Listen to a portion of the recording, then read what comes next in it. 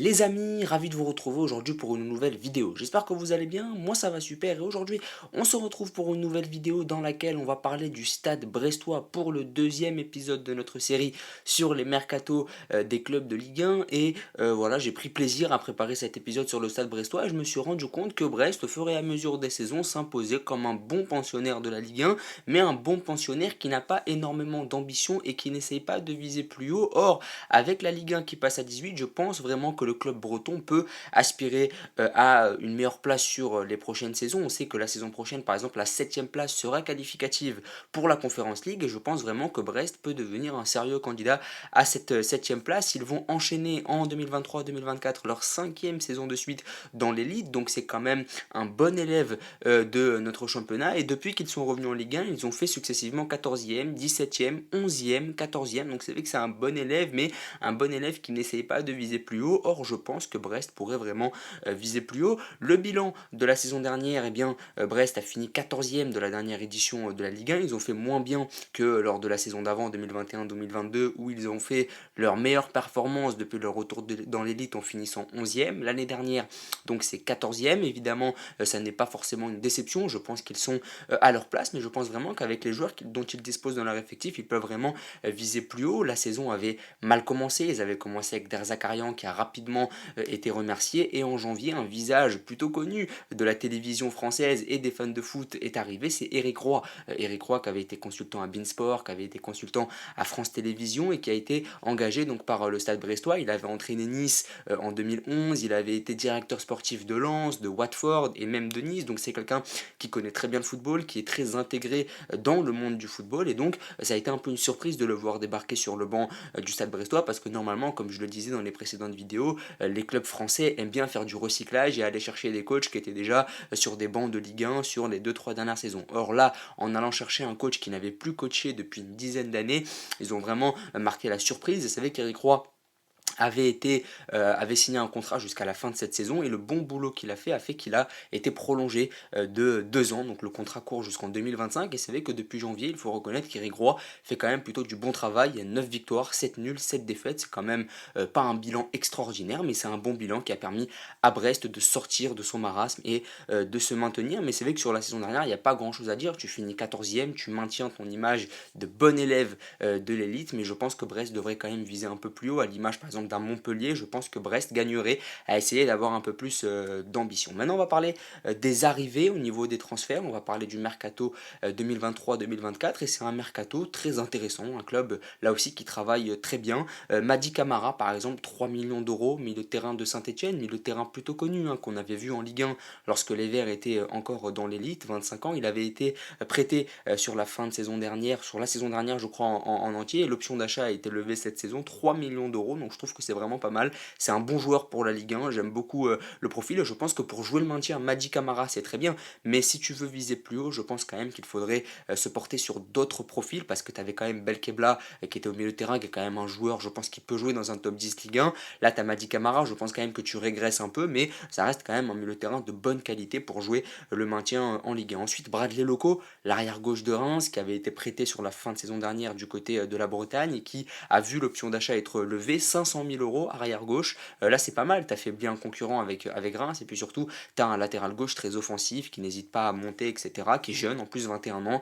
Donc là aussi, c'est plutôt pas mal comme recrutement. Jonas Martin, un visage bien connu de la Ligue 1 qui est très expérimenté, 33 ans, qui débarque en provenance du LOSC, qui avait déjà joué à Rennes, qui avait déjà joué à Strasbourg. Donc là aussi, tu prends un visage bien connu de la Ligue 1 qui a beaucoup d'expérience, qui a pas mal de matchs de Ligue 1 dans les jambes, donc c'est vraiment très intéressant comme recrutement. Adrien Lebeau, qui a été engagé sur les derniers jours, qui a été formé du côté de Strasbourg, qui connaît Kenny Lala, qui connaît Jonas Martin, puisqu'il les a côtoyés lorsqu'il était à Strasbourg, qui est parti faire ses classes du côté de la Détroit allemande, et là tu vas le chercher, donc là aussi tu as eu une effort d'aller chercher un jeune français de la Détroit allemande qui joue, qui est un milieu offensif, mais qui a été testé au poste d'arrière droit, et qui devrait être la doublure de Kenny Lala et de Bradley Loko sur la saison prochaine. Donc là aussi, comme je l'ai dit, tu as eu le Néfan de repositionner un joueur qui à la base est un ailier, tu le repositionnes latéral. C'est vrai que ça a été déjà beaucoup vu dans le football, hein, de repositionner un ailier en tant que latéral. Et je pense vraiment que ça peut être très intéressant en sortie de banc. Là aussi, en plus, il est jeune, 24 ans, et tu le prends libre. Donc c'est pas forcément un très gros pari, surtout que tu sais à quoi t'attendre, puisque c'est un joueur qui est en Détroit allemand, donc il ne va pas non plus révolutionner le stade brestois, mais ça fait quand même un très bon renfort. Et puis Martin Satriano, les vrais supporters de Brest le connaissent, puisqu'il est déjà passé par le club il y a quelques saisons. 22 ans que tu prends en prêt du côté de l'Inter Milan, donc s'il était à l'Inter Milan c'est quand même pas pour rien, un Uruguayen, un numéro 9, je pense qu'il peut quand même claquer quelques buts, il avait claqué quelques buts lors de son premier passage du côté de la Bretagne, et je sais que ce prêt enthousiasme énormément de supporters de Brest, parce que c'est un visage bien connu, jeune, dynamique, etc., la grinta sud-américaine, donc là aussi c'est très intéressant.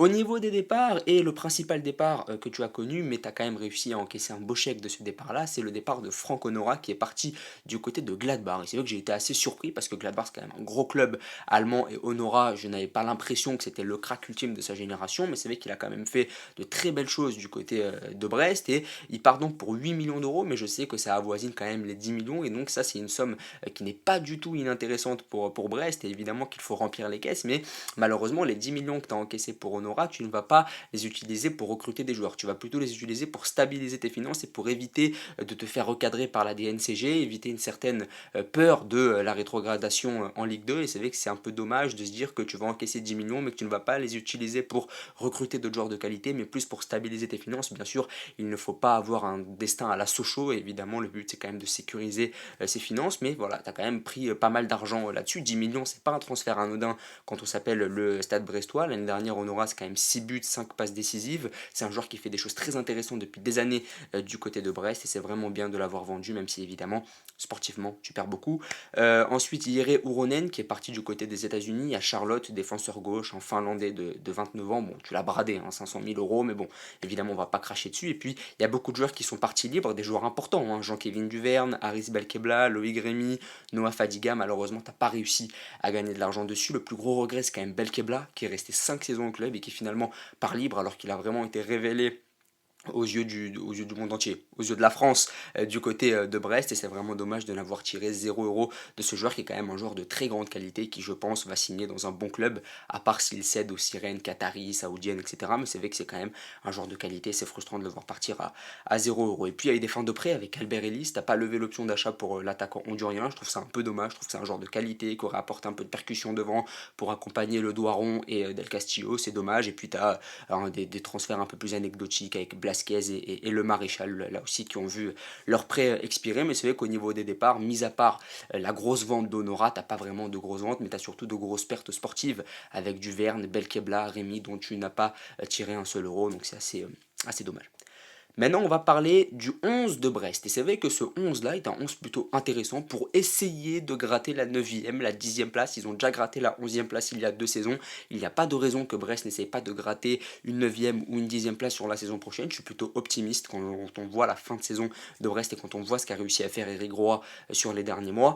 Dans les buts, Bizot, qui a été prolongé les derniers jours, là, il y a 4 ans de plus, je crois, jusqu'en 2026. Donc là aussi, c'est vraiment très intéressant parce qu'il avait été élu meilleur joueur de Brest sur la saison dernière. Et donc vraiment, c'est un gardien exceptionnel. Moi, j'adore regarder Bizot parce que c'est un gardien qui a vraiment des grosses qualités, qui est international néerlandais. C'est vraiment un gros coup, hein, d'avoir ramené ce gardien-là du côté de Brest. Et c'est un gros coup aussi de l'avoir gardé après la saison qu'il a faite. Je le compare un peu à Mats Sels. C'est un peu le même profil, hein. Un très bon gardien, tu sais, belge, néerlandais, etc. Un très bon gardien qui est international, qui n'a pas le niveau pour être titulaire du côté des Pays-Bas, mais qui rend de fiers services du côté de Brest, qui mériterait un plus gros club, mais dans un plus gros club, il serait numéro 2, et donc ça convient parfaitement pour Brest, et je sais que ça a enthousiasmé énormément de monde, hein, cette prolongation. Sur le côté droit, Kenny Lala, évidemment, il peut aussi jouer à gauche, mais moi je le mettrais quand même plutôt à droite. Ashraf Dari et Brendan Chardonnay, ton capitaine, dans l'axe. Dari, j'aime beaucoup, je trouve que c'est un joueur très solide, il avait aussi joué la Coupe du Monde avec le Maroc. À chaque fois qu'il a eu à rentrer, parce qu'il est remplaçant avec les Lions de l'Atlas, mais à chaque fois qu'il a eu à rentrer, il a été très bon. Loco à gauche, ça t'apporte de la vitesse, du dynamisme, de la jeunesse, de la fraîcheur. Ensuite, au milieu de terrain, j'installe vraiment Jonas Martin en numéro 6, celui qui va te stabiliser le jeu, celui qui va apporter son expérience, etc. Les Melou, qui a quand même fait une très bonne saison l'année dernière, je crois que c'est 5 buts, 5 passes D, qui était passé du côté de Nice, qui était parti aussi en première ligue à un moment donné, je crois que c'était du côté de Watford. Donc voilà, Les Melou c'est vraiment un très très bon milieu de terrain de Ligue 1. Lui aussi il a eu un parcours assez compliqué, il n'est pas passé par les centres de formation, mais à Dijon c'était vraiment pas mal, à Nice j'aimais beaucoup, donc c'est un joueur qui pour la Ligue 1 est très intéressant. Hugo Magnetti aussi au milieu de terrain, une valeur sûre, un joueur à chaque fois que je l'ai vu jouer, il n'a jamais déçu, j'aime beaucoup ce profil-là. Et puis devant, tu as quand même une belle attaque avec Del Castillo, que j'aime beaucoup, que j'ai beaucoup aimé du côté de Rennes, que j'aime bien, un gaucher un peu technique, qui t'apporte un peu de fraîcheur, etc. Le Doiron, qui a quand même inscrit 10 buts la saison dernière, c'est quand même pas rien.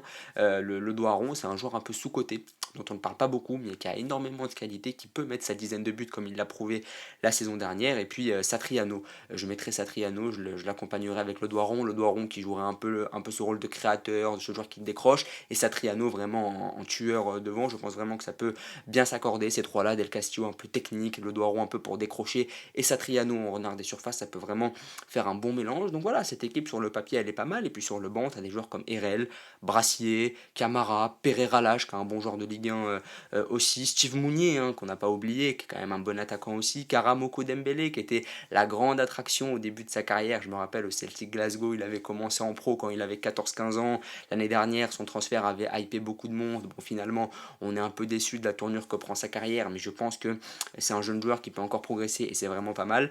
Donc voilà, c'est vraiment cool d'avoir toute cette équipe-là, tout ce beau monde. Je pense que ça peut accrocher une 9e, une 10e place parce qu'il y a des joueurs de qualité. Kenny Lala, à un moment donné, c'était, je ne vais pas dire en équipe de France, mais on en parlait quand même quand il était à Strasbourg, avant qu'il se perde du côté de la Grèce. À Strasbourg, c'était quand même très très intéressant. Les Melou à Nice, c'était vraiment pas mal aussi. Del Castillo à Rennes, c'était intéressant. Donc il y a vraiment des joueurs de qualité qui ont un passif avec la Ligue 1, qui ont fait des belles choses dans leur carrière et qui peuvent vraiment amener Brest très haut.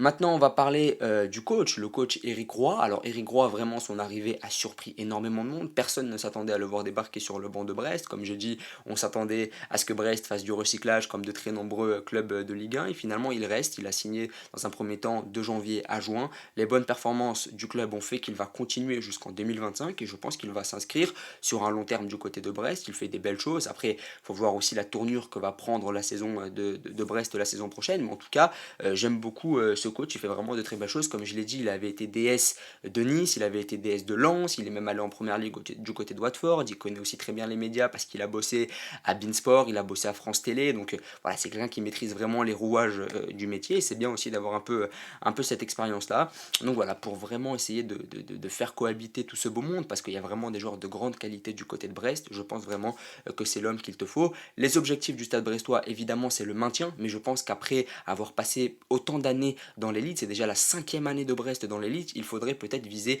de plus grandes ambitions et finir 14e, c'est très bien, mais essayer de viser plus haut avec les joueurs que tu as, je pense que ça peut être vraiment intéressant. Évidemment, il y a des problèmes financiers, tu peux pas recruter comme tu veux, il faut d'abord stabiliser les finances, etc. Mais je pense que sportivement, il y a moyen de faire beaucoup mieux, surtout dans une Liga 18 où la Conference League se trouve à la 7e place, c'est-à-dire que tu finis 7e, tu vas en Conference League, ça peut vraiment être très intéressant. Quand on voit la saison qu'a fait Clermont, par exemple, l'année dernière, avec très peu de moyens, je me dis que si Brest arrive à travailler comme travaille Clermont, il n'y a pas de raison que Brest ne fasse pas top 10 et je suis vraiment très optimiste pour le Breton. Je pense vraiment que Brest peut faire un top 10 la saison prochaine. N'hésitez pas à me dire ce que vous en pensez, à vous abonner, à liker et à partager. Merci beaucoup.